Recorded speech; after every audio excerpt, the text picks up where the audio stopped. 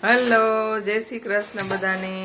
આજે અમે સવારમાં સાબુદાણાની જે વેફર થાય છે એ કરવા માટે 1 કિલો સાબુદાણા રાતે પલાળી દીધા હતા અને અત્યારે એકદમ જાડું સરસ તપેલું લઈ અને એમાં ઉકળવા માટે મૂકી દીધું છે। તો 1 કિલો સાબુદાણા જેટલા પલળીને થઈ જાય એનાથી 3 ગણું પાણી લઈ અને ઉકળવા મૂકી દીધું છે અને એની અંદર 3-4 ચમચી મોટું જીરું અને મીઠું અમે સિંધાલું નાખીએ છીએ, જે નાખવું હોય તે આપણે નાખી શકીએ। અને આ અડધી કલાકથી આ રીતે ઉકળે છે।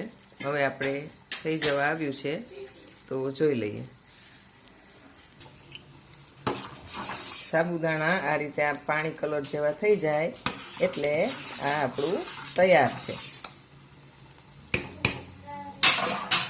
હવે ગેસ બંધ કરી દઈશું। 1 કિલો આની અંદર ટમેટાની પેસ્ટ કરી અને ગળણીથી ગાળી અને એ પણ નાખી દીધી છે એટલે એકદમ સરસ કલર આવી જશે।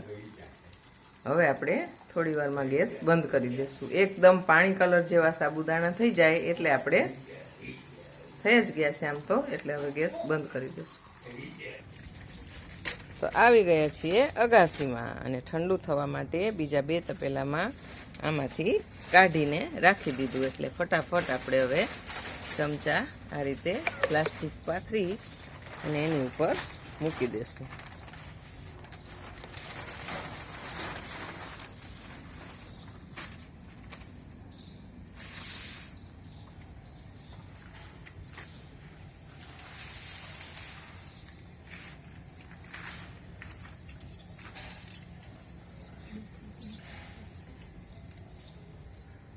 આ રીતે આપણે બધા આ રીતે ચમચા પાડી લેશું।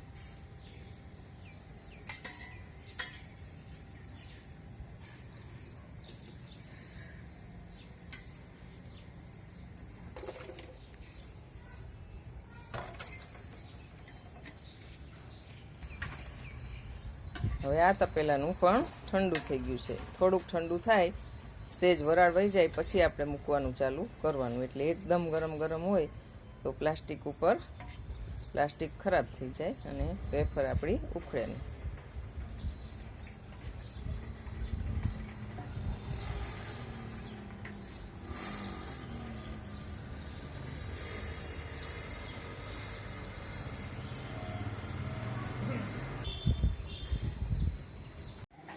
તો બધી વેફર 3 દિવસ થયા તો સુકાઈ ગઈ છે અને આ વેફરને આપણે ઉખેડી અને પછી સુકવવા પાછી મૂકી દીધી હતી તો આજે એકદમ સરસ સુકાઈ ગઈ છે। આ રીતે અવાજ આવે એટલી સરસ સુકાઈ જાય એટલે આપણે હવે ભરી લેશું ડબ્બામાં। તો વેફર ડબ્બામાં ભરાઈ ગઈ છે। હવે આપણે થોડી તળી લેશું।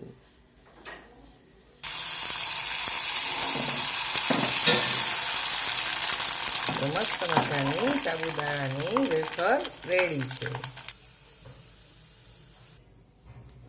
તો રેડી છે આપણી સાબુદાણાની વેફર। તો અમે આ રીતે સાબુદાણાની વેફર બનાવીએ છીએ। તમે કેવી રીતે બનાવો છો એ જરૂર કમેન્ટ કરજો। બાય, જય શ્રી કૃષ્ણ।